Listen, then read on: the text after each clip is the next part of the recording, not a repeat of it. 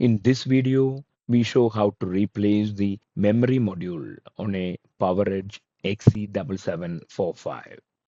Before working inside your system, read through and follow the safety guidelines to protect your system from potential damage and ensure your personal safety. For more information about safety guidelines, see the service manual at dell.com/support. To remove memory module, pull out on the retention clips and then lift the memory module out of the system.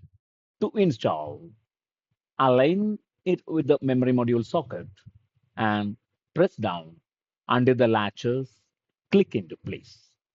For more information or support, it's at the PowerEdge XE7745. Visit dell.com/support.